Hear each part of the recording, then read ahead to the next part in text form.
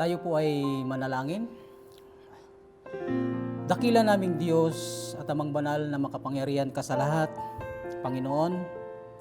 Kami po ay patuloy na dumudulog sa iyo, ang bawat isa, Panginoon. Itinataas namin sa iyo, Ama, ang lahat ng aming mga pangangailangan sa araw-araw, Panginoon. Lalong-lalo na, Panginoon, ang kalalagayan ng aming bansa. Ang kinakaharap naming krisis niya ito ngayon, Panginoon. Dalangin po namin, Ama, na patuloy niyo po na tulungan ang mga nag-aaral, Panginoon, upang matuklasan itong vaccine para sa coronavirus, Panginoon. Kaya po, sa umagang ito, dalangin namin na patuloy mo patnubayan at gabayan ang bawat isa, Panginoon, na ginagamit mo, Panginoon, upang malutas itong aming mga kinakaharap sa aming bansa, Panginoon. Kaya sa umagang ito, Panginoon, ito naman sa umagang ito ang aming dalangin sa iyo, lalo-lalo na sa aming pagkakatipon ngayon, umaga, sa pamamagitan ng ganitong kalalagayan, Panginoon. Kahit malayo man kami sa bawat isa, subalit nariyan po kayo na siya po ang maghahatid ng kaaliwan sa bawat isa sa mga kapatiran sa umagang ito, sa pamamagitan ng mga mensahe na ihinanda po ng inyong lingkod. I-bless niyo po ang mensahe na inilagay niyo po sa puso ni Pastor Bert. Bigyan niyo po siya ng karunungan at katalinuhan, maging ang makapanood nito, Panginoon. Ganon din po ang makapakinig ng mensahe mo sa araw na ito, Panginoon. Pagpalain mo po ang bawat isa sa mga anak mo sa umagang ito at sa araw-araw, Panginoon, sa pangangailangan ng inyong mga anak, Panginoon. Ikaw lamang ang nakakaalam. Lalong na sa aming buhay espiritual, Panginoon, patuloy niyo po kami nibigyan ng kalakasan at katatagan sa aming pananampalataya sa iyo. Kahit pa man kami po ay nasa gitna ng pagsubok na kinakaharap namin sa araw-araw, Panginoon. Kaya nagpapasalamat kami, Ama, sa iyo, sa iyong mga patnubay at gabay, sa patuloy mo na pagkalinga sa bawat isa sa amin. Kaya dalangin namin na ang gawain na ito, Panginoon, pangunahan niyo po, maging ang mga awit, Panginoon, mga ihatid sa inyo, sa inyong mga lingkod, Panginoon, sa inyong mga anak. Ikaw rin po magbigay ng kaaliwan sa pamamagitan ng mensahe ng mga awit. Kung ano man po ang mga hinanda, mga awit, Panginoon, i-bless mo ito, Panginoon, para sa bawat isa, Panginoon. Dalangin ko rin po na ang bawat isa, patuloy mo po na bigyan ng kauhawan at patuloy na maglingkod sa iyo at hahanapin ang iyong mukha, Panginoon, upang idalangin ang lahat ng mga pangangailangan, lalo na ang kalalagayan ng aming bansa. Dalangin din po namin, Panginoon, ang aming Pangulo, si Presidente Duterte, Panginoon. Bigyan niyo po siya ng karunungan at katalinuhan at ganon din po, Panginoon, ang lahat ng sangay ng aming pamahalaan, Panginoon. Bigyan niyo po sila ng katapatan sa paglilingkod sa aming bansa. Maging ang sa frontliner, Panginoon, dalangin namin ang kaligtasan ng bawat isa. Naway ikaw rin po ang mag-iingat sa buhay ng bawat isang mga lingkod mo, Panginoon. Nawa ikaw po ang magbibigay at maalis na po ito na ayon sa iyong kalooban itong coronavirus na ito sa aming bansa. Kaya, Panginoon, nagpapasalamat kami sa umagang ito sa pamamagitan ng mensahe namin maririnig sa umagang ito sa pamamagitan ng inyong lingkod. Patuloy niyo po kami na binibigyan ng kalakasan, kasiglaan sa pamamagitan ng mensahe namin maririnig. Kaya pagpalain niyo po ang bawat isa sa araw na ito, sa umagang ito, sa linggo na ito, Panginoon, sa pamamagitan ng mensahe niyo. Salamat po, Ama. Ito po ang aming dalangin. Sa pangalan ni Kristo Jesus. Amen. Praise Hallelujah. Yes, Lord. Panginoon naming Diyos, sa mga ito. Narito po kami, Panginoon. Nagpapasiyasat sa iyo, Diyos. Kung mayroon ka mang nakita kasalanan sa aming puso ng bahid ng kasalanan, Panginoon, Lord God, sinusuko po namin dito sa iyo, Panginoon. At sa mga oras na ito, Diyos, handa po kami magpasiyasat sa iyo, Panginoon. Hallelujah, hallelujah. Nais po namin na sa umagang ito, ikaw ay aming mapapurihan. Ikaw ay aming maitaas sa aming buhay. Ikaw ay malugod sa aming pagpupuri, Panginoon, Lord God. Malugod sa aming mga buhay, Panginoon. Hallelujah.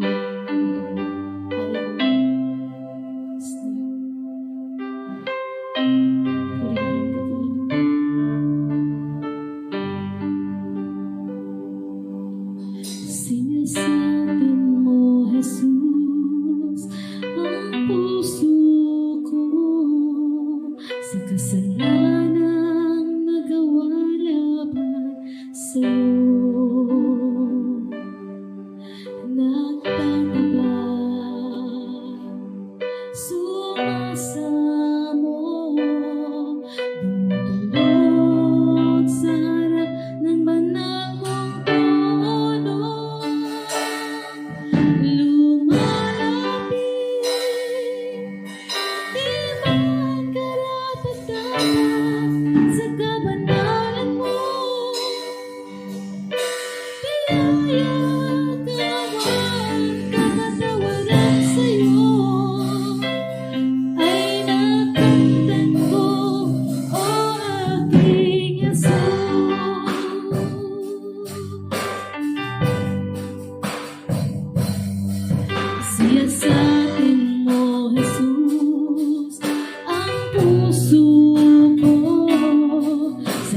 Wala nang nagawa lamang sa'yo. Nagtatapat, sumasamo, tumutulog sa harap ng banal mong trono. Lumalapit, di magkarapat-dapat sa kabanalan mo. Biyaya, kawan, kapatawaran sa'yo ay nakita ko, o aking Jesus. Lumalapit, di magkarapat-dapat sa kabanalan mo. Biyaya, kawan, kapatawaran sa'yo ay nakamtan ko, o aking Jesus. Ay nakamtan ko, o aking Jesus. Ay nakamtan ko, o aking Jesus. Amen. Praise God. Tunay nga Panginoon na ang katagumpayan ay aming nakamtan sa umagang ito. Yeah, Lord God, sa umagang ito, tunay nga Panginoon na You are worthy to be praised. Hallelujah. Kaya sabi nga sa aming awit, huwag mong ikahiya na purihin ang Panginoon. Huwag mong ikahiya, kapatid, na sambahin ang Panginoon sa umagang ito. Sama-sama po nating purihin ang Panginoon at sambahin. Kailangan na ihayag natin kung gaano kabuti ang Diyos sa buhay natin, sa buhay ng bawat isa. Dahil po alam ko sa panahon ng pandemic, anuman at may panahon ng bagyo, may panahon ng baha, ngunit napakabuti ng Diyos dahil yung lugar na ito ay talagang walang nangyari na baha. Although na ang ating mga kababayan ay patuloy natin ipanalangin dahil nakakaranas po sila ng ganong sitwasyon. Ngunit salamat sa Panginoon dahil mapalad po tayo na tayo iniingatan ng Panginoon. Hallelujah! Kaya purihin natin siya ng buong puso, ng buong galak, at ihayag natin ang kanyang kabutihan. Huwag po natin ikahiyan, ihayag ang kanyang pangalan, ang banal na pangalan. Hallelujah! Praise God! Palakpak para sa Panginoon. Amen and amen. Sabay-sabay po natin ipalakpak natin mga kamay. Hallelujah!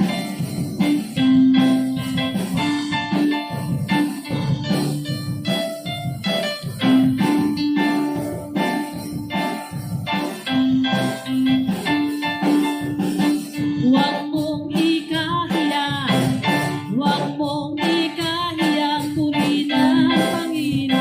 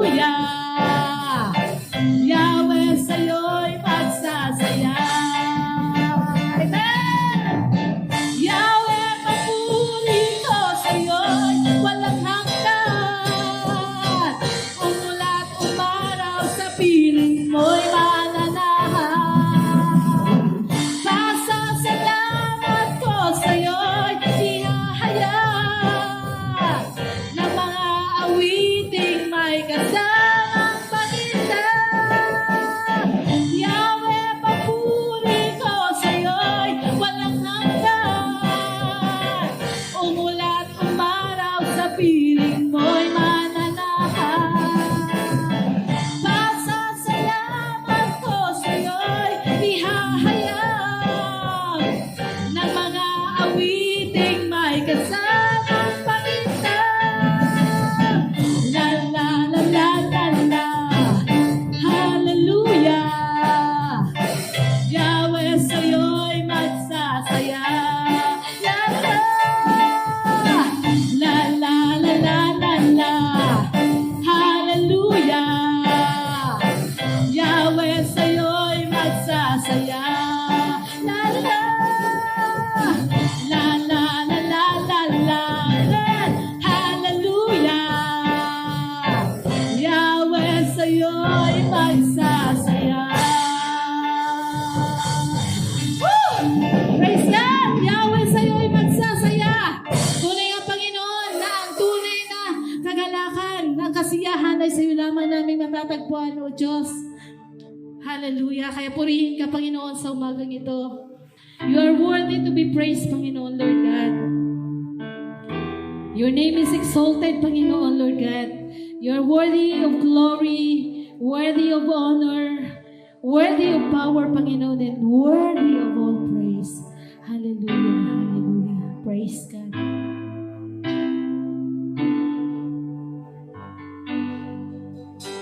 His name is exalted far above the earth. His name is high above the heavens. His name is exalted far above the earth.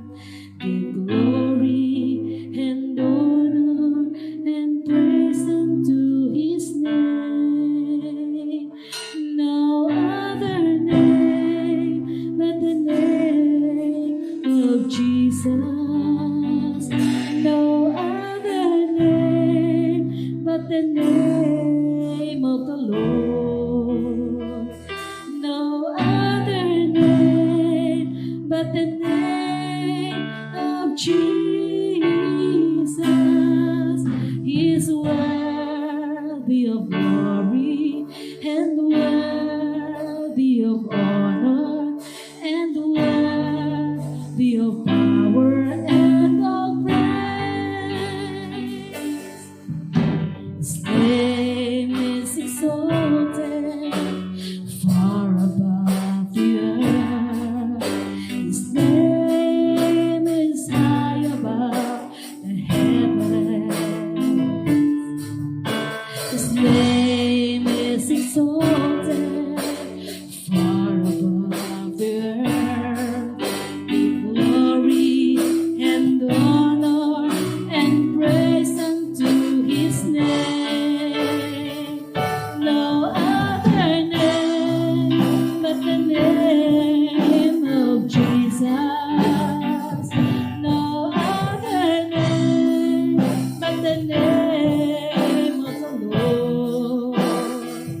No other name but the name of Jesus is worthy of glory and worthy of honor and worthy of power and of praise. No other name but the name of Jesus. No other name but the name of the Lord.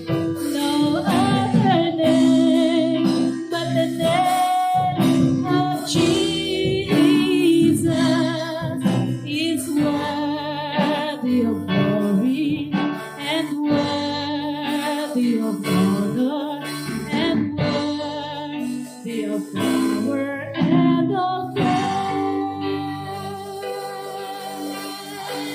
Yes, Lord. Hallelujah. Hallelujah, Panginoon. Your name is exalted, Panginoon. Ikaw ang makapangyarihang Diyos na aming sinasamba. Aming pinupuri sa mga oras na ito, Panginoon. Hallelujah. Hallelujah. Hallelujah. Salamat, Panginoon. Salamat dahil sa umaga ito. Narito pumuli ang iyong mga anak. Narito pumuli ang praise and worship team. Panginoon, nagpapasalamat sa buhay na pinagkaloob mo sa amin sa kaligtasan, Panginoon, Lord God. Sa kaligtasan, Panginoon, na pinagkaloob mo sa bawat isa, O Diyos. Sa aming mga kapatid na nasa kanya-kanyang mga tahanan, salamat, Panginoon, sa kanilang mga buhay, O Diyos. Hallelujah. And Lord God, sa umagang ito, nakikita po namin, Panginoon, ang mga nangyayari sa sanlibutan ito, O Diyos. Nawa, Panginoon, ito na ang panahon upang ang aming buhay ay paglingkod namin sa iyo, Panginoon. Nawa, ang bawat buhay ng bawat isa, Panginoon, ay maghamit mightily, Panginoon, Lord God, sa iyong lubasan, sa iyong pangalan, Panginoon, Lord God. Nawa, ang mga talento, Panginoon, na ipinagkaloob mo sa amin, maghamit po namin ito, Panginoon, sa iyong kaluwalhatian, O Diyos. Salamat dahil kahit kailan, O Diyos, hindi po kami iniwan at hindi mo kami pinabayaan. Sa iyo namin ibibigay, Panginoon, ang pinakamataas na palakpak, hallelujah, pinakamataas na papuri, at ang pinakamataas na pagsamba ay sa iyo lamang. You are worthy to be praised, Panginoon, Lord God. Hallelujah, hallelujah, purihin ka, Panginoon. Purihin ka. Sa iyong papuri, pasasalamat sa matamis na pangalan ni Jesus, ang lahat ng anak ng Diyos ay magsabi ng Amen and Amen. Praise God. Hallelujah.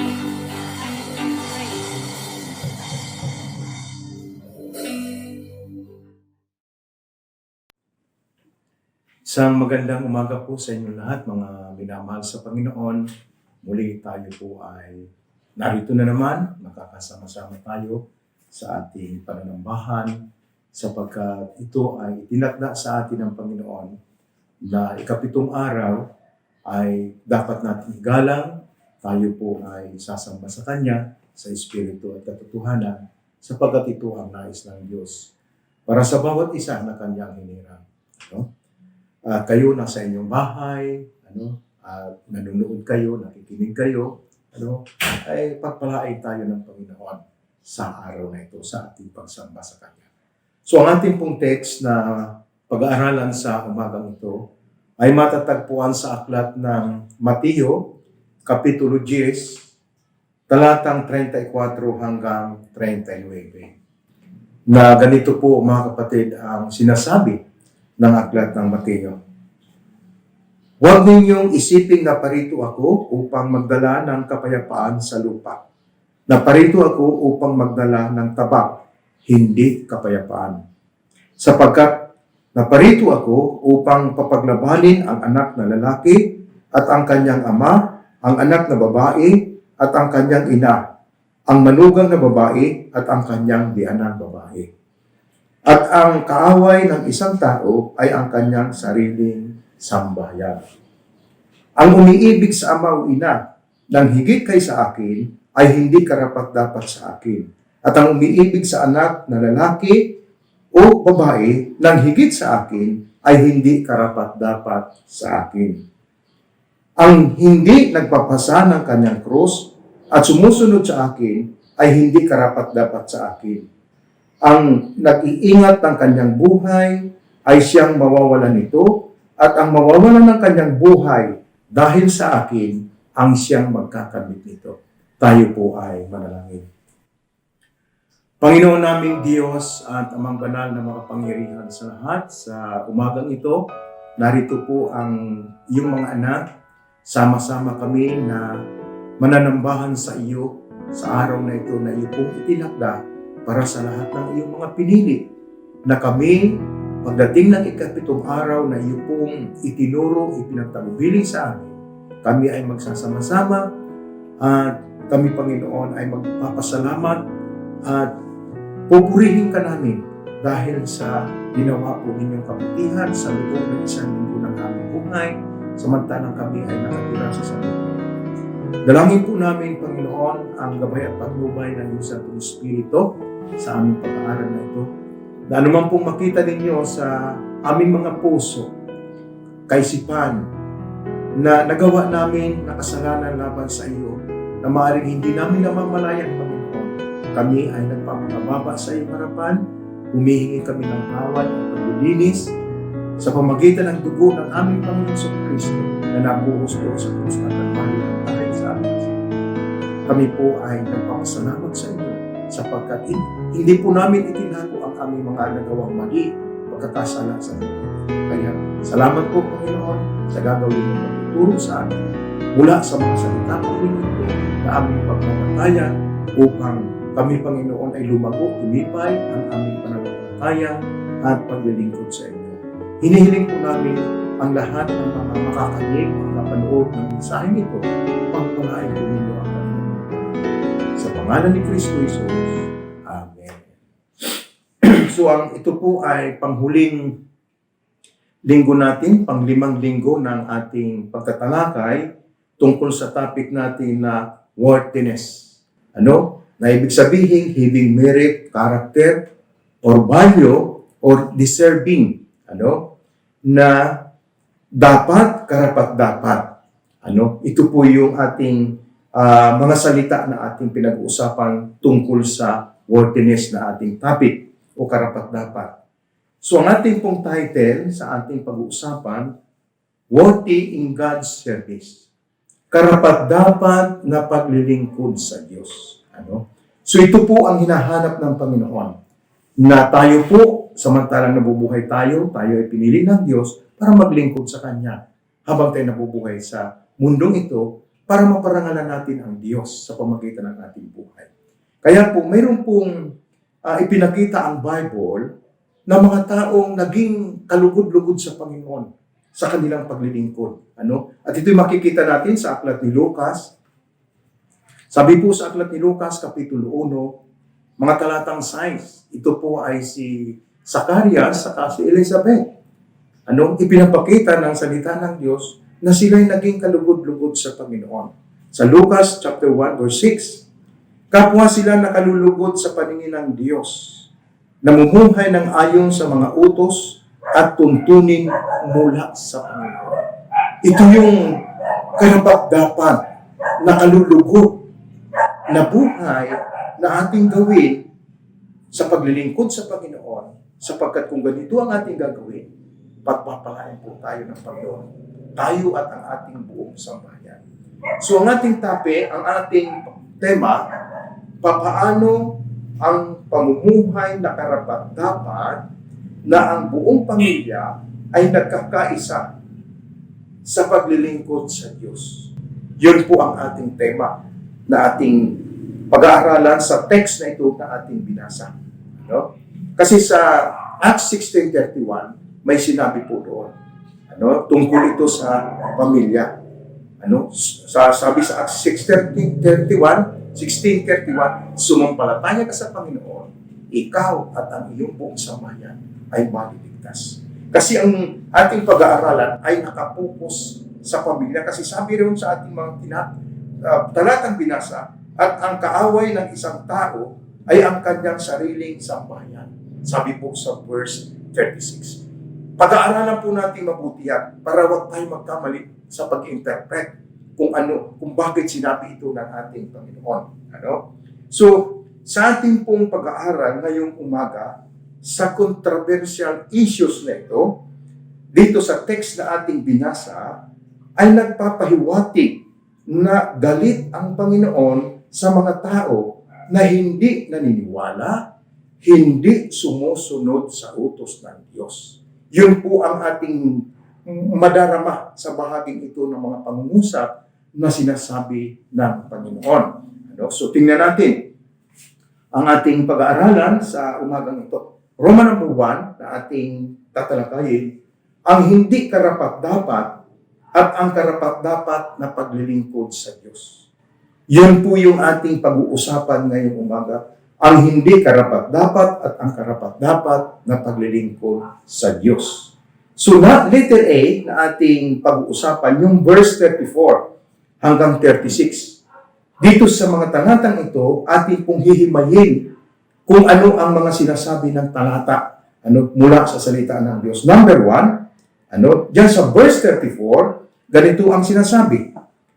Huwag ninyong isipin na parito ako upang magdala ng kapayapaan sa lupa, na parito ako upang magdala ng tabak, hindi kapayapaan.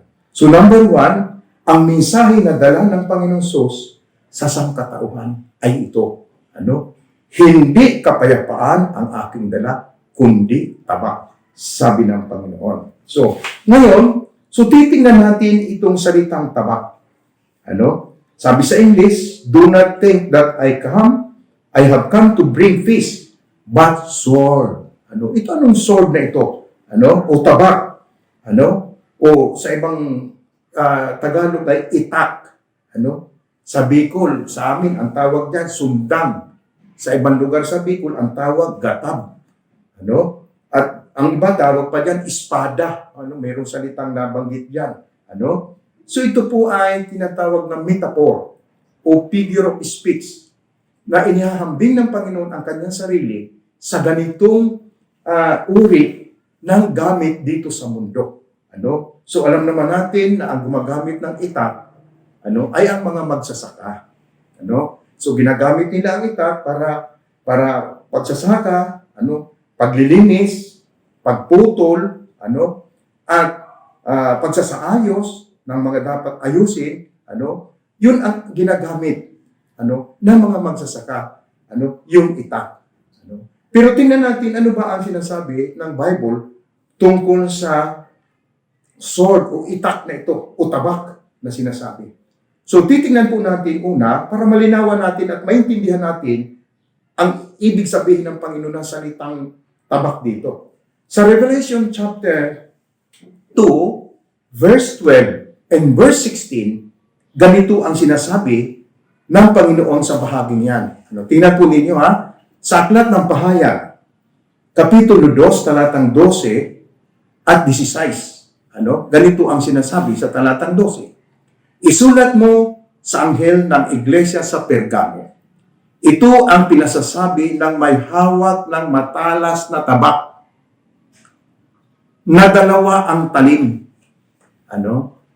Ito po yung sinasabi sa iglesia sa Pergamo, ito ang pinasasabi ng may hawak na matalas na tabak na dalawa ang talim. Na walang iba ang may hawak niyan, kundi ang ating Panginoong Hesus. Sa verse 16, kaya nga, pagsisihan ninyo, talikdan ang inyong mga kasalanan. Kung hindi, paririyan ako sa lalong madaling panahon at pupuksain ko ang mga taong iyon sa pamamagitan ng tabak na lumalabas sa aking bibig. Yung tabak na lumalabas sa aking bibig. Ano yan? Sabi sa Hebrew chapter 4, ito'y salita ng Diyos. Itong tabak na ito na tinutukoy dito. Sa Hebrew chapter 4 verse 12. Ganito po ang sinasabi, sapagkat ang salita ng Diyos ay buhay at mabisa at higit na matalas kaysa alinmang tabak na magkabilang talim. Ito'y tumatagos maging sa pinaghihiwalayan ng kaluluwa at ng espiritu, ng mga kasukasuan at ang utak sa buto, at nakatataho ng mga isip at binabalak ng tao. So yun ang tabak. Kaya ang tabak na tinutukoy na dala ng Panginoon ito, salita ng Diyos. Ginamit lang po niya ang bilang ilustrasyon ang salitang tabak. So, nang magkasala ang tao sa Diyos, napakabigat ng naging kabayaran ito.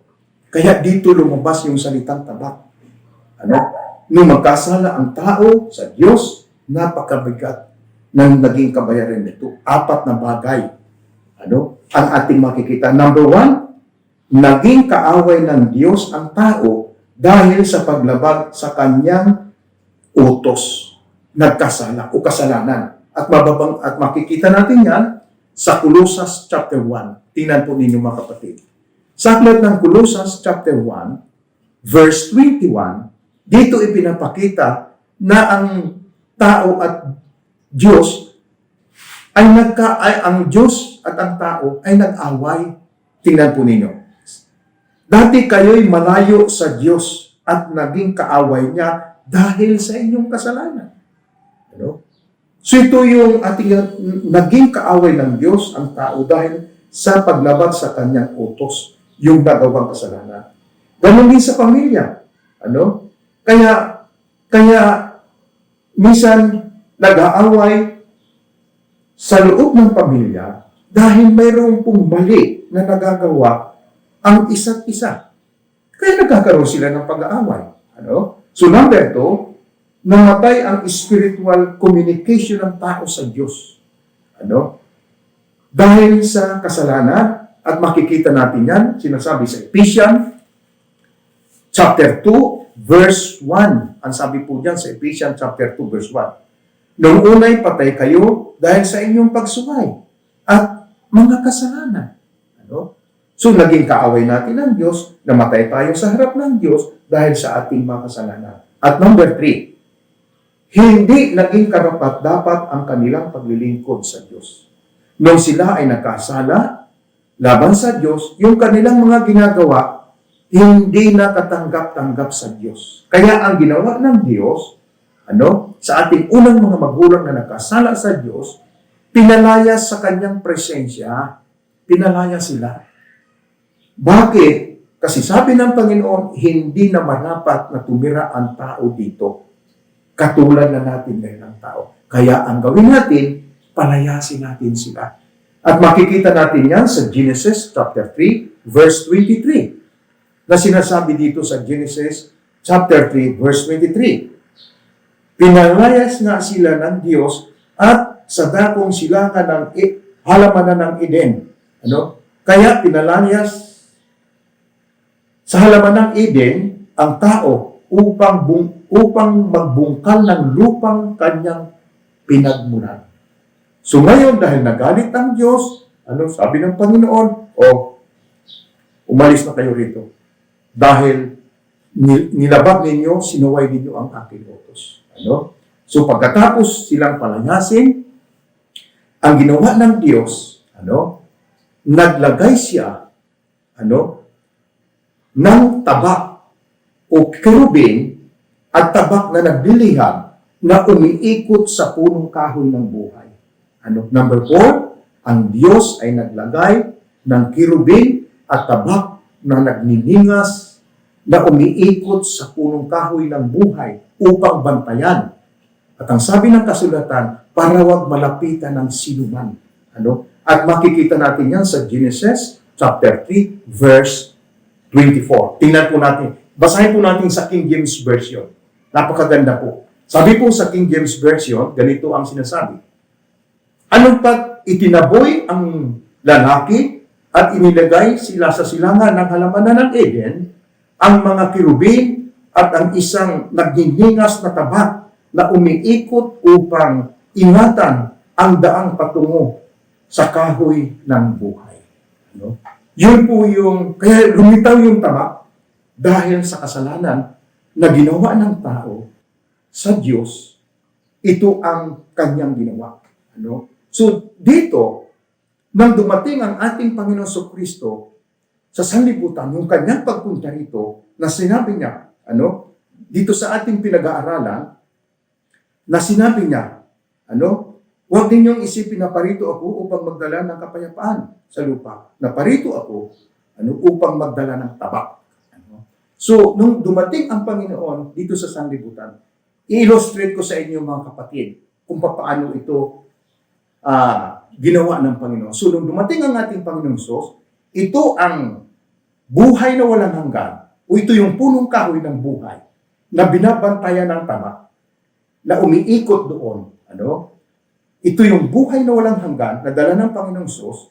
Ito naman yung tabak na dala ng Panginoon nang siya'y pumunta rito sa lupa.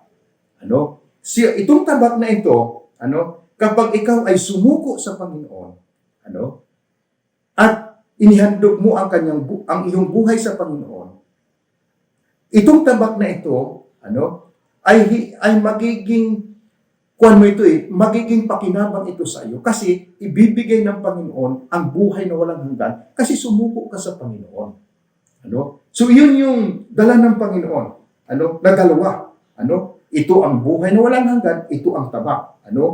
Number ito, ang punong kahoy ng buhay, na walang hanggan, na walang iba na tinutukoy dyan, walang iba kundi ang ating Panginoon Jesucristo. Itong punong kahoy ng buhay na ito yung buhay na walang hanggan na dala ng ating Panginoong Sus. Tingnan po ninyo. Sa John chapter 5, verse 24. Sabi po sa John chapter 5, verse 24. Sinasabi ko sa inyo, ang nakikinig sa aking salita at nananalig sa nagsugo sa akin ay may buhay na walang hanggan. Hindi na sinahatulan, kundi inilipat na sa buhay mula sa kamatayan. Ano? Kaya dala ng Panginoon ang buhay na walang hanggan. Ano? Na sabi kung tayo mananalig sa salita ng Diyos, sinabi niya, kasi ang tabak, salita ng Diyos yan eh. Kung ang salita ng Diyos ay iyong pakikinggan, iyong tatanggapin, at isusuko mo sa kanyang iyong buhay, hindi magiging laban ito sa iyo, kundi ito'y magiging pabor sa iyo, pakinabang sa iyo. Ano? Sapagkat sabi ng Panginoon, ang nakikinig ng aking salita ay magkakaroon ng buhay na walang hanggan. Isa pa, doon po sa John chapter 11, verse 25, sinasabi ko sa inyo, ako ang muling pagkabuhay at ang buhay. Ang nananalig sa akin, kahit mamamatay, ay muling mabubuhay. So kaya dala ng Panginoon ang buhay na walang hanggan. Ano? So yung tabak na umiikot sa punong kahoy ng buhay, ang salita ng Diyos. Ano? Ito yung magpapaunawa sa atin para yung buhay na walang hanggan ay makamta natin. Ano? So yun ang unang-unang makikita natin dito. Ano? Sa dalawang bagay nang dumating ang Panginoong Sus dito sa sanlibutan. Ano? So tingnan natin yung application, ano? Gamit ng tabak ni Kristo sa sangkatauhan. Titingnan natin yan, ano? Yung gamit ng tabak ni Kristo sa sangkatauhan. Sabi po diyan sa ating talata na ating pinag-aaralan sa verse 35 hanggang 36. Sapagkat naparito ako upang papaglabanin ang anak na lalaki at ang kanyang anak na babae, ang anak na lalaki at ang kanyang ina, ang manugang na babae at ang kanyang biyanang babae, at ang kaaway ng isang tao ay ang sarili niyang sambahayan. So, take note mga kapatid, ano? Itong verse 35 and verse 36, applicable lamang ito sa mga taong hindi pa mananampalataya. Ano? Take note mga kapatid ang verse 35 and 36, ang pinatutungkulin nito ay mga taong hindi pa mananampalataya. Ano? Kasi hindi pa sila nakakarinig ng salita na. Pero sa mga mananampalataya, na katulad natin ngayon mga kapatid, na nakikinig kayo ng salita ng Diyos, ang kapayapaan ni Kristo Jesus ang sumasa atin. Ano? Na sabi niya, ang kapayapaan ang ibinibigay ko sa inyo, hindi ang kapayapaan ng sanlibutan ito. Yung tinutukoy niya doon sa John chapter 14 verse 27. Ibinibigay ko sa inyong aking kapayapaan, hindi ang kapayapaan ng mundo ito. Yun ay sa mga tao na mga mananampalataya na kay Kristo. Bakit? Kasi mayroon na silang Espiritu ng Diyos. Mayroon na silang communication na tama sa Diyos. At ang tabak doon na salita ng Diyos ay kanina nang tinanggap. Sumuko na sila sa Panginoon. Ano? So kaya itong talatang ito, applicable lang ito sa mga taong hindi pa mananampalataya na mga pamilya na darat na ng salita ng Diyos. Mayroon po tayong sample na makikita diyan sa Bible. Dito po sa Acts chapter 19, verse 23 hanggang 29. Medyo mahaba-haba po ito. Pero tingnan natin, kasi dito naganap yung salitang tabak ng Panginoon. Yung gamit ng tabak ni Kristo sa sangkatauhan. Ano? Sa Acts chapter 19, verse 23 hanggang 29. Mabuti pong basahin natin ang mga talatang ito kasi ito yung application ng tabak ng Panginoon. Ano? Kaya nagkakaroon ng gulo. Tingnan po ninyo ha. Verse 23. Nasabi niya, nang panahon ding yaon, nangyari ang isang malaking kaguluhan dahil sa daan ng Panginoon. Kasi ninyo may isang platerong nangalang Demetrio na gumagawa ng maliliit na templong pilar ng kanilang Diyosang si Diana. At ito'y pinagkakakitaan ng malaki.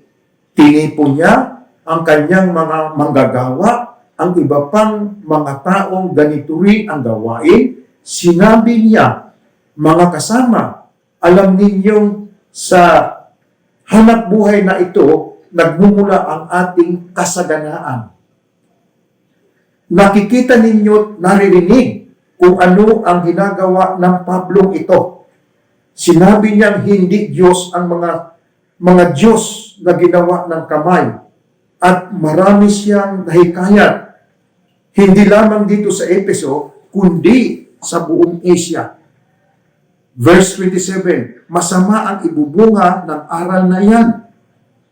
Nanganganib na magkaroon ng masamang pangalan ng ating hanap buhay, ang templong dakilang Diyosang si Diana ay mawawalan ng kabuluhan. At ang Diyosang Diana na sinasamba sa Asia at sa buong daigdig ay hindi igagalang.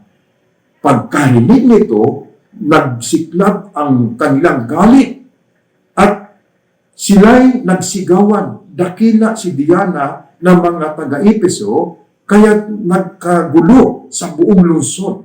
Kinanadkad nila sina Gayo at Aristarco, ang mga Masidonyang kasama ni Pablo, sa paglalakbay at sama-sama nilang dinaluhong sa tanhanan. So, nagkaroon ng gulo. Kasi yung kanilang hanap buhay na paggawa ng mga Diyos-Diyosan, mayroon na silang sariling mga relihiyon. Mayroon silang sariling sinasamba. Pero nung dumating si Pablo, ipinangaral na yung mga ginagawa ninyong yan ay hindi yan tunay na Diyos sapagkat yan ay ginawa lang ng kamay ng tao. Kaya ang iba, maraming sumampalataya. Pero yung ayaw sumampalataya, gumawa sila ng gulo. Bakit? Kasi ayaw nilang tanggapin ang salita ng Diyos. Ayaw nilang tatapyas doon sa salita ng Diyos yung maling ginagawa nila na paglilingkod sa Diyos na akala nila ay yun na talaga ang Diyos na kanilang ginagawa. Pero dahil sinasabi ng salita ng Diyos, ng Bible, ng inyong ginagawang yan, ay hindi yan tunay na Diyos. Ito ang tunay na Diyos. Ipinapakilala ko sa inyo ang daan ng Panginoon. So kaya sila nagkaroon ng kaguluhan. So yun po yung nais yung application o gamit ng tabak na ito sa sangkatauhan na lahat ng mali na ginagawa ng tao tungkol sa kanyang relihiyon na hindi ugma sa plano at layunin ng Diyos sa Bible, tinatagpas ng Panginoon yan. So, kung hindi ka patatagpas o patatapyas itong maling ginagawa mo at kukontrahin mo yan, mag-aaway kayong dalawa. At dahil yan ay salita ng Diyos, darating ang araw, hindi ka makapasok sa kaharian ng langit. Pagdating ng araw, haharap ka sa Panginoon dahil ayaw mong tanggapin ang tabak ng Panginoon, ayaw mong isuko ang iyong sarili sa Panginoon. Ang iyong paglilingkod sa Panginoon, katulad ng ating pinag-aaralan, ang hindi pagsunod sa utos ni Kristo ay hindi karapat-dapat kay Kristo. Kasi sinabi ng Panginoon, tingnan po niyo Matthew chapter 5, verse 20. Sa Matthew chapter 5, verse 20, ganito ang sinasabi niya sa mga relihiyosong tao. Sinasabi ko sa inyo kung ang pagsunod ninyo sa kalooban ng Diyos ay tulad lamang ng pagsunod ng mga eskriba at mga parisiyo, hindi kayo makakapasok sa kaharian ng Diyos. Pag yung sariling kagustuhan mo, ang ipapairalin mo sa Diyos, hindi ka tatanggapin ng Diyos. Ito ay magiging tabak sa iyo. So kung ayaw mong isuko ang iyong sarili sa Panginoon, ang iyong paglilingkod sa Diyos ay hindi karapat-dapat, hindi tatanggapin ng Panginoon.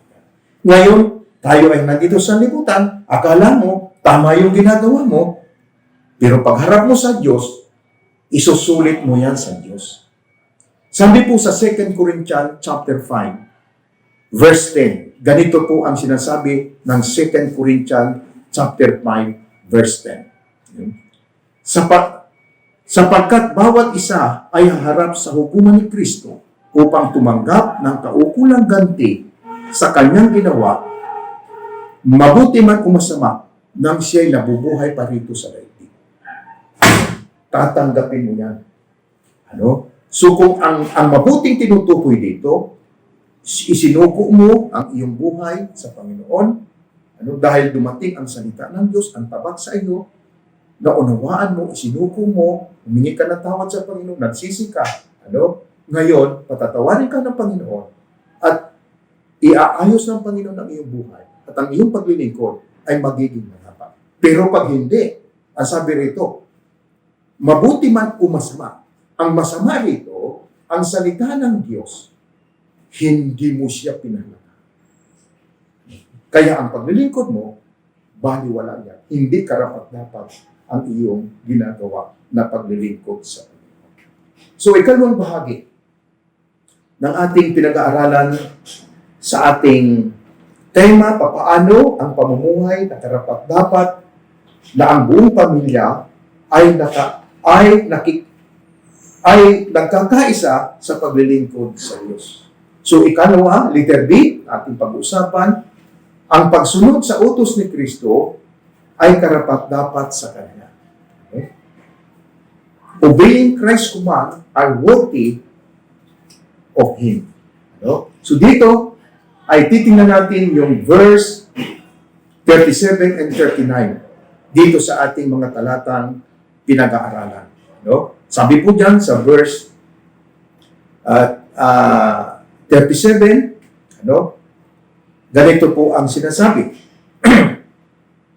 Ang umiibig sa ama o ina nang higit sa akin ay hindi karapat-dapat sa akin. At ang umiibig sa anak na lalaki o babae nang higit sa akin ay hindi karapat-dapat sa akin. Ganon din yung verse 29. Ang nag-iingat ng kanyang buhay ay siyang mawawalan nito. At ang mawalan ng kanyang buhay dahil sa akin, ang siyang magkakamit ito. So tingnan po natin. Unawain natin mabuti ang bagay nito. Ang tamang paggamit, number 1, ang tamang paggamit ng pag-ibig na kaloob ng Diyos sa tao. Mayroon pong 4 definition ang pag-ibig ng Diyos. Number 1, yung pong salitang peleo. Ito yung tinatawag na brotherly love. Pag-ibig sa mga kapatiran. Yung pong peleo. At makikita natin yan, mga kapatid, bigyan ko kayo ng text sa 3 John chapter 3 John verse 5 and 6. Sa ikatlong Juan ay ganito ang sinasabi, mga kapatid. Talatang ikatlong Juan, talatang 5 at 6. Mahal kong kaibigan, ang iyong paglilingkod sa mga kapatid, kahit hindi mo kilala, ay nagpapatunay na tapat ka.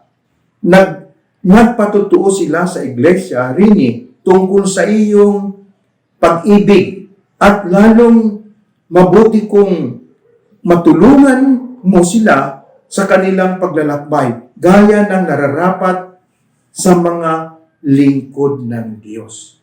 Yun yung salitang peleo. Brotherly love. Ikalawa, yung salitang eros. Romantic love. Ito yung pag-ibig sa asawa. Na binanggit sa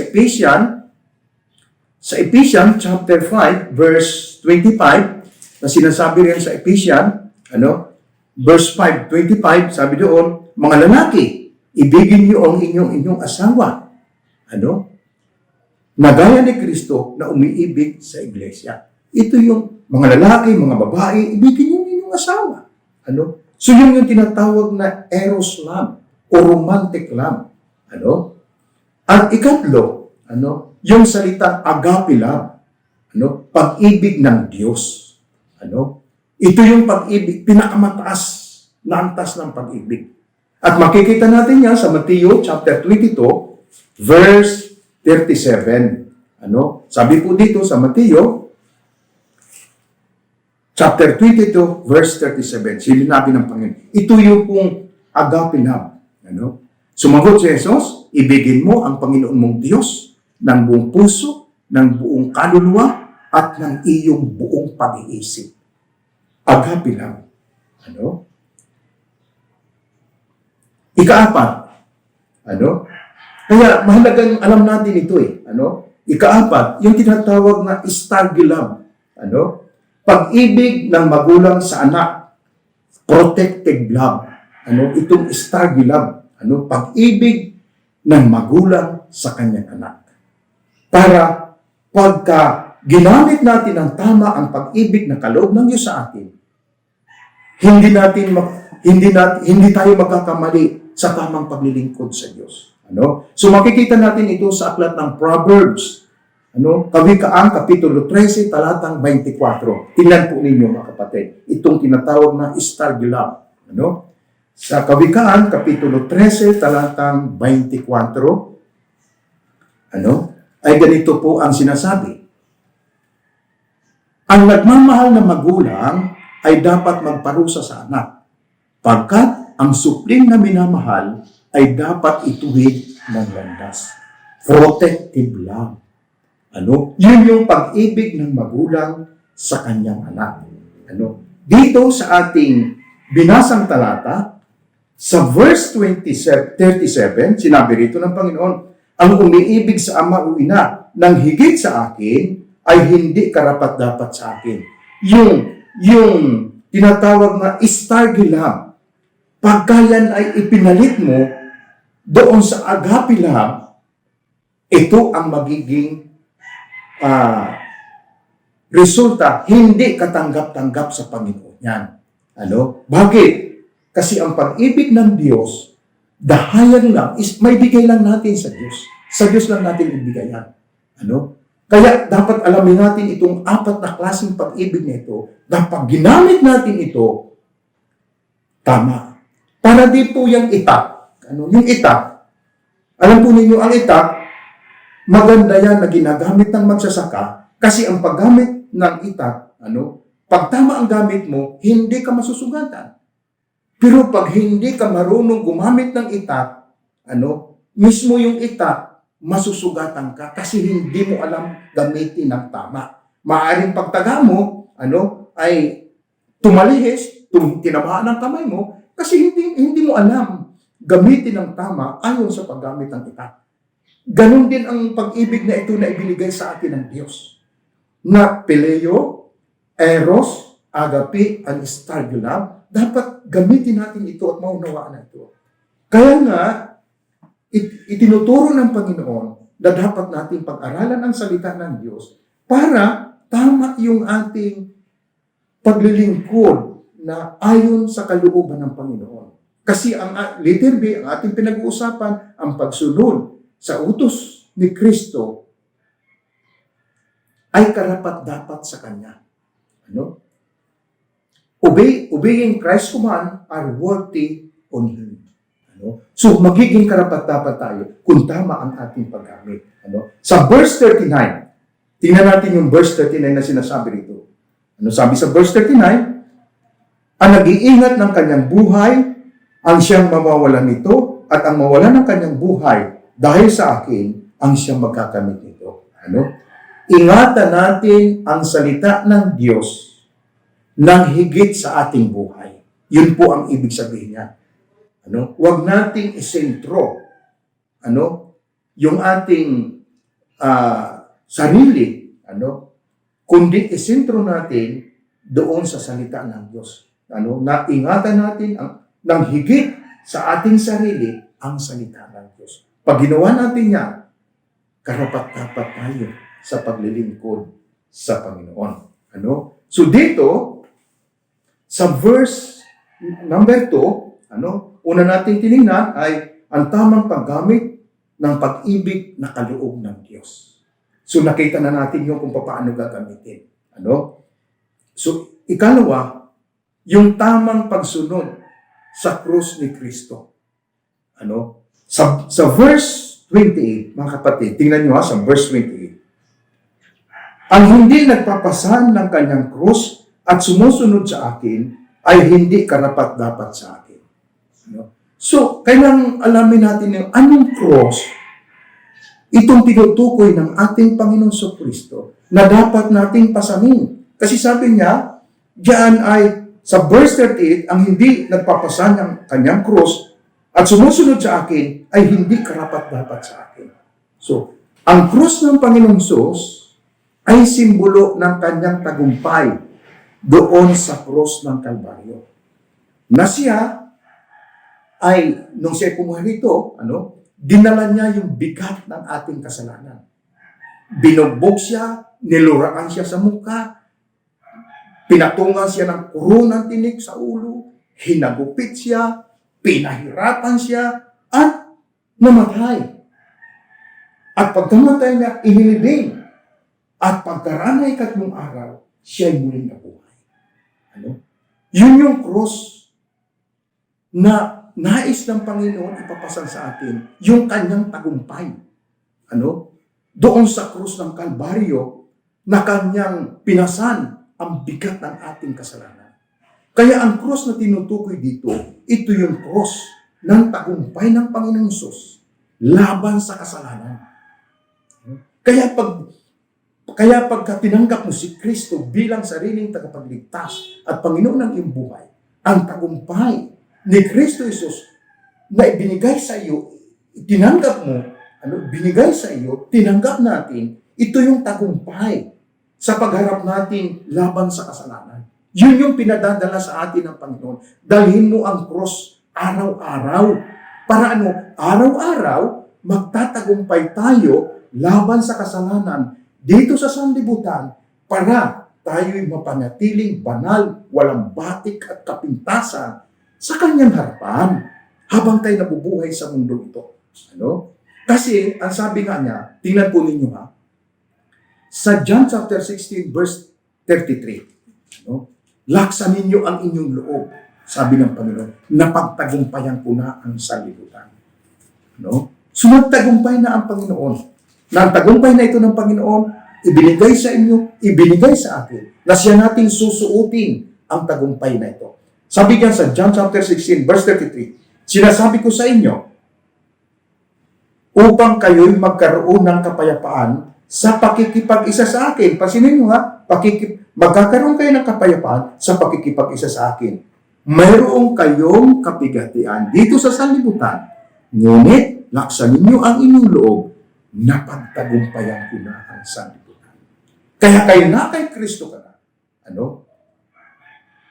Tayo po ay ipinarada ng Diyos sa kanyang pagtatagumpay. At makikita natin yung mga kapatid sa aklat ng Kolosas, chapter 2, verse 15, ganito ang ginawa sa atin ng Panginoon.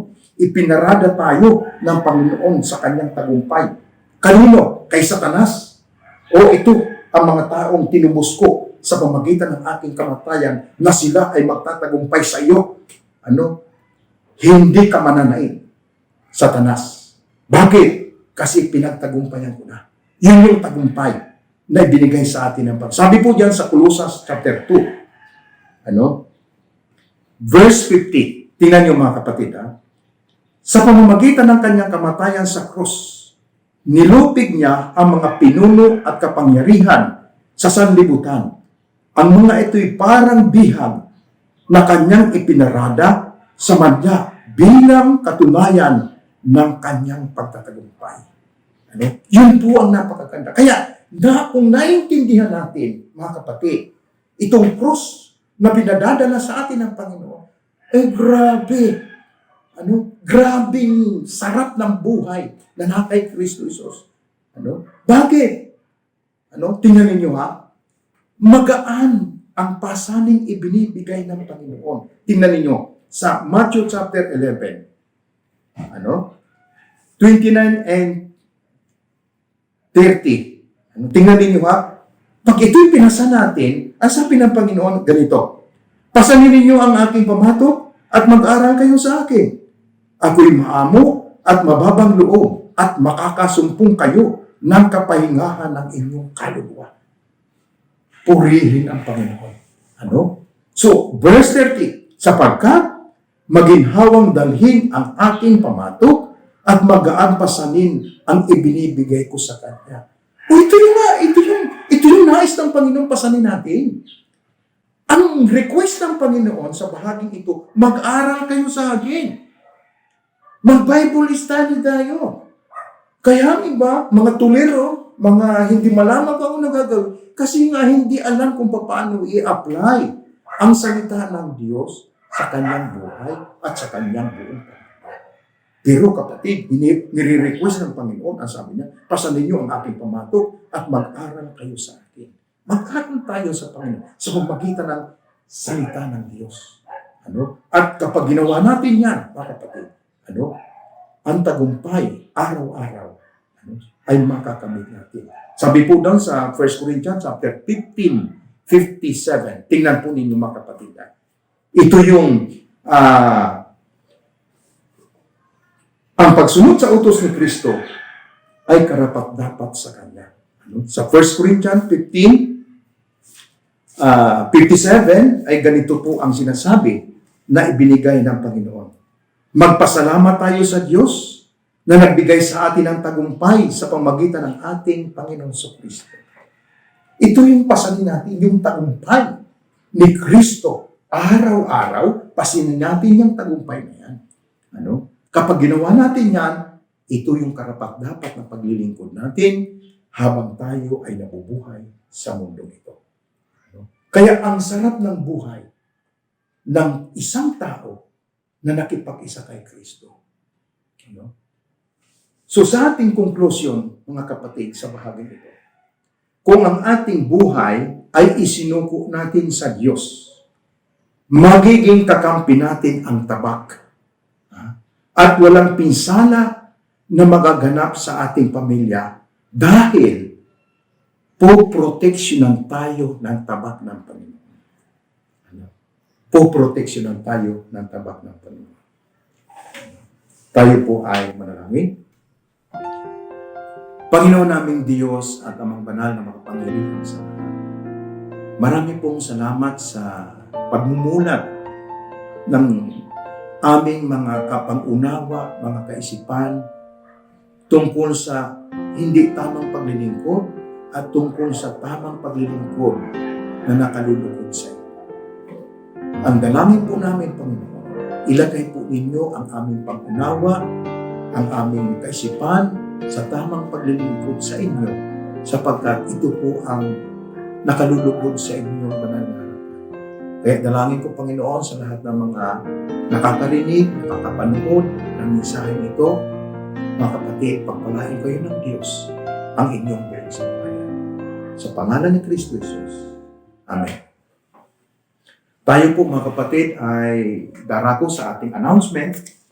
Ang ating pong announcement sa first Sunday ng December o next Sunday, sa church na po tayo magsasama-sama at mananambahan, sapagkat medyo maluag na po ngayon ang ating pamahalaan. Nagbigay na sila ng go signal na pwedeng dumalo sa pananambahan o sa pagtitipon yung pong 15 years old pataas, ay pinapayagan na ng ating pamahalaan na magkaroon ng mga pagtitipon o pananambahan sa loob ng iglesia. At yung pong 15 years old pababa, hindi po sila pwedeng dumalo ayon sa health protocol na pinatutupad ng ating pamahalaan. At susundin pa rin natin ang ating paggalang sa ating pamahalaan sa pamagitan ng pagsunod ng kanilang pinatutupad, yung pong may face mask, may face shield, may alcohol tayo na gagamitin, sa ating pagpasok sa loob ng sa ating church ay meron tayong tubig doon na huhugasan ng ating kamay, pagkatapos mag-alcohol tayo, tapos meron pong food truck doon na mayroong sunrocks, tatapak tayo roon sa basa, at pagkatapos pasok tayo sa loob, meron naman ito yung basahan doon natin ipupunas ang ating pa. para yung virus na ating pinagdaraanan sa ating panahon ay huwag makapasok sa atin. Ano? So pagkatapos ng ating pananambahan, ay i-disinfect natin ang loob ng church. Ano? So kaya po, yan ang ating gagawin sa ating pagtitipon. At tuloy pa rin ang ating live streaming service. Kasi meron tayong mga kapatid na nasa Marikina, na sila ay nakikinig, nanonood ng salita ng Diyos, kaya tuloy pa rin ang ating live streaming service. Sa ganung oras pa rin. 9:30, mag-umpisa tayo, yun pa rin ang ating, kaya live streaming service pa rin tayo mga kapatid. So sa ating pasasalamat sa lahat ng mga anak ng Diyos na itinalaga ang kanilang sarili sa pagsunod sa gawain ng Panginoon, ipinadama nila sa Panginoon yung kanilang kagalakan sa paglilingkod sa Panginoon, ay ating pasalamatan ang bawat isa. Una, si Brother Noel at Sister Karina. Papasalamat tayo sa Panginoon sa mabuting kalooban ng ating mga kapatid na ito. Pagpalain kayo ng Panginoon. Ganun din sa ating mga kapatid sa music team, kasi talagang naroon ang kanilang passion na may padama sa Panginoon sa pamagitan ng kanilang pag-awit. Sister Wilma, Sister Jane, Sister Edna, at ang buong mga young people. Hindi ko na po kayo isa-isahin, pero pagpalain kayo ng Panginoon. Ganun din sa kay Pastor John, nag-celebrate siya ng birthday noong Wednesday. Ay, Pastor, happy birthday sa iyo at pagpalain ka ng Panginoon at patuloy ka namin ipinagpe-pray kasi nabunutan ka ng 3 ngipin, ay lagi ka namin ipinagpe-pray. Ganun din si Jeffrey, na yung anak na naopera na ay okay na pala, kaya purihin ang Panginoon. Sa lahat po ng mga kapatiran na nagpapadama ng kanilang pagmamahal sa Panginoon sa pamagitan ng pagkakaloob nila, ng kanilang tithes and offering, mga kapatid, pagpalain kayo ng Panginoon kasi tapat ang Diyos na nangako sa atin na pag ginawa natin ito, tayo po ay hindi pababayaan ng Panginoon sa ating mga pangkabuhayan. Kaya salamat sa Panginoon sa kanyang kabutihan. At ganoon din, punta tayo sa ating mga pre-request. Yung aking pamangkin na si Bernard, ay merong urine infection. Ay, pinalangin po natin, ganoon din yung kanyang may bahay. Ganoon din si Pastora Lisa, na sumasakit ang tuhod. Ay sabi ko sa kanya, mag-reduce ka, baka overweight ka, kaya sumasakit ang tuhod mo. At ganoon din yung papasalamat ako sa Panginoon, yung kakasalin doon sa Marikina, sa darating na Sabado, ay pagpalain ng Panginoon itong mag-asawang ito na nag-decide sila na iayos ang kanilang pagsasama. Kasi itong babae po ay may sakit siya, bago siya humarap sa Panginoon, nais niya na yung buhay niya dito sa lupa ay may ayos ang kanilang pagsasama. Kaya salamat sa Panginoon sa conviction na ito, kasi yun talaga ang nais ng Panginoon na sa pag-aasawa ng babae at ng lalaki, pagdating ng hustong gulang, ay dapat silang ikasal. Kaya ganun din ang Powerful God's Flock Christian Ministry. Ang ating church, patuloy natin panalangin ang lahat ng activities nito sa ating mga morning devotion, Sunday school, Bible studies natin, na loobin na ng Panginoon na tayo po ay makaganap na ng mga tungkulin ito. At ganoon din, patuloy natin panalangin ang ating bansa, ang ating Pangulo, na si Duterte, kasi yung kanyang paglaban sa korupsyon sa lahat ng sangay ng gobyerno, siya lang ang presidente ng bansa na ganun ang kainit ang kanyang pagsasawata sa bagay nito. Kasi maraming nawawala na kabangyaman ng ating pamahalaan. Kaya suportahan po natin ang ating Pangulo, panalangin natin siya, nabigyan siya ng Panginoon ng kalakasan, kalusugan, karunungan at katalinuhan sa mga pagsupok ng lahat ng uri ng mga pagsasamantala ng mga taong walang ginawa kundi mamuruhisyo sa kanyang kapwa at sa kanyang abuso sa kanyang tungkulin. At ganoon din ang mga doctors, mga nurse, patuloy natin silang ipanalangin sapagkat sila ang inagamit ng Panginoon sa mga may karamdaman. Tayo po ay dumako sa ating benediksyon. Tayo po ay magpasalamat sa Panginoon. Tayo po yumuko bilang paggalang natin sa Panginoon. Aming Amang Banal, marami pong salamat sa kabutihan mo, sa mensaheng ito na ipinhatid po ninyo sa amin, sa pagtutuwid po ninyo sa mga mali naming gawain na paglilingkod sa iyo, subalit sa pamagitan ng iyong Ama, itinuwid po ninyo ang bawat isa sa amin, sapagkat nais mo, Panginoon, ang iyong mga anak. Mula doon sa mali na paraan ng pamumuhay, ay tungo sa matuwid na pamumuhay sa pamamagitan ng iyong mga salita na itinuro po ninyo sa bawat isa sa amin ngayong umaga, sa mga kapatid na nasa kanilang bahay, nakikinig sila, nanonood sila. Panginoon, pagpangain mo ang kanilang mga pamilya. Kayo po ang Diyos na nakakaalam ng kanilang mga pangailangan sa kanilang buong sambahayan.